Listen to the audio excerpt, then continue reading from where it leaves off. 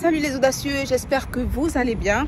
Alors dans cette capsule, j'aimerais revenir sur la publication de Marthe Karine qui m'a tout de même touchée parce que, sans vous mentir, je fais partie de ces personnes qui envisageaient aussi un potentiel retour en Afrique pour poursuivre mes activités. Pour ceux qui me découvrent, je suis Violaine Dekponto alias Madame Violaine, entrepreneuse dans le secteur minier, l'agrobusiness, mais aussi coach en éloquence, élégance et savoir-vivre. Je vous invite, si ce n'est pas encore fait, à vous abonner à cette chaîne, à en activer la cloche des notifications pour ne rien manquer, car ici, je vous aide à relever vos défis en progressant en éloquence, en élégance, en savoir-vivre, mais aussi à changer votre mindset. J'ai conscience que certains d'entre vous seront un peu bousculés par le contenu de cette capsule, mais comme je vous le dis souvent sur cette chaîne, il est important pour avancer ensemble de se dire les choses, de se dire ce qui va et ce qui ne va pas. Pour vous résumer brièvement le contexte, Marthe Karine aurait laissé un commentaire sous la publication de l'une de ses connaissances. Suite à cela, une internaute lui mettra en réponse « Marthe Karine, les gens que l'Europe a dépassés ». Ce commentaire, peut-être anodin pour certains, sous-entendait que Marthe Karine aurait échoué en Europe. Ce serait donc la raison pour laquelle elle serait rentrée pour s'installer en Afrique. J'imagine fort bien combien ce type de commentaire a pu l'offenser et a pu la faire réfléchir. Alors, lorsque j'entends des témoignages comme celui de Marthe Karine, je vous avouerai que cela décourage.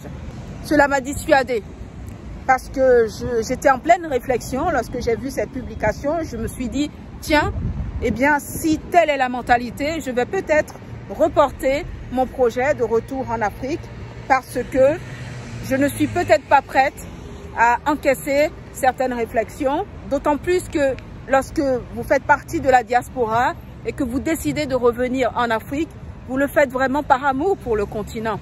Et je nous invite vraiment à soutenir tous ces entrepreneurs de la diaspora qui ont ce courage de revenir s'installer en Afrique.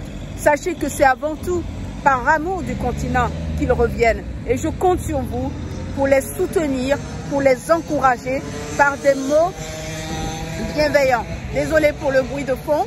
Parfois, je trouve que dans notre communauté, malheureusement, il y a des mots trop violents, des mots qui peuvent vraiment profondément blesser et vous ne vous en rendez peut-être pas forcément compte, mais je nous invite à faire un effort parce que nous en sommes capables. Un effort pour être bienveillant dans notre façon de parler. Est-ce que ce que je dis au frère ou à la sœur, je serais capable moi-même de l'encaisser? Est-ce que j'aimerais que l'on me parle de cette façon-là? Vraiment, nous avons un travail à faire de ce côté-là. Sachez que pour ma part, j'ai aussi décidé de vous parler d'éloquence, d'élégance et de savoir-vivre parce que je sais ô combien notre communauté a besoin de ces outils-là.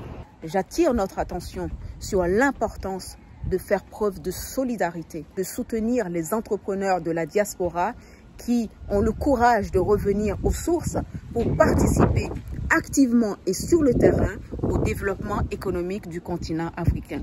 Très souvent, j'entends des témoignages de personnes qui reviennent très déçues et découragées par des réflexions, par de la méchanceté gratuite, etc.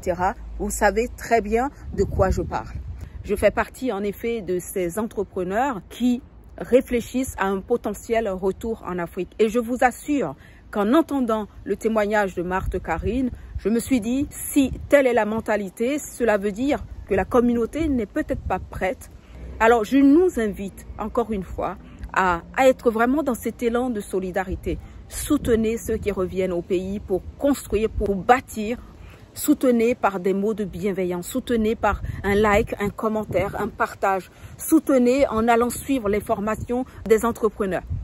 Bref, c'est ensemble que nous y arriverons. Ce n'est pas en tirant à boulet rouge sur les uns et les autres que nous rendons service à l'Afrique. Nous avons besoin les uns des autres pour atteindre cet objectif qui nous est commun, celui de redonner à l'Afrique ses lettres de noblesse.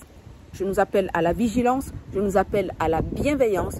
L'Afrique a besoin de vous, les entrepreneurs ont besoin de vous pour aller de l'avant, pour poursuivre ce travail collectif que nous avons commencé d'une façon ou d'une autre. Comme vous pouvez l'observer, chacun participe à l'essor de l'Afrique à sa manière.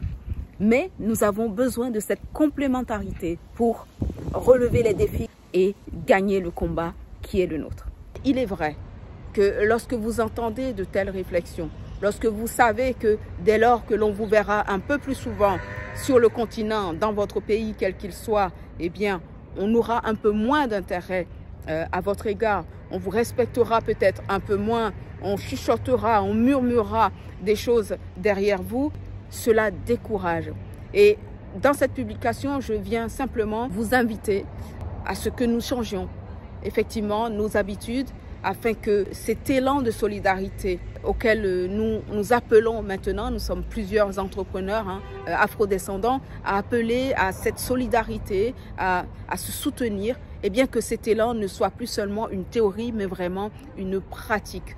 Nous devons nous soutenir. Nous devons soutenir les Africains de la diaspora qui reviennent sur le continent, qui prennent le risque de tout abandonner dans un pays de l'Occident pour venir s'implanter en Afrique, simplement parce que ces personnes ont le souci de participer à l'essor économique de l'Afrique. Voilà, mes chers audacieux, ce sera tout pour aujourd'hui. Je vous remercie de m'avoir suivi et je vous dis à très bientôt pour de nouvelles aventures avec Madame Violaine.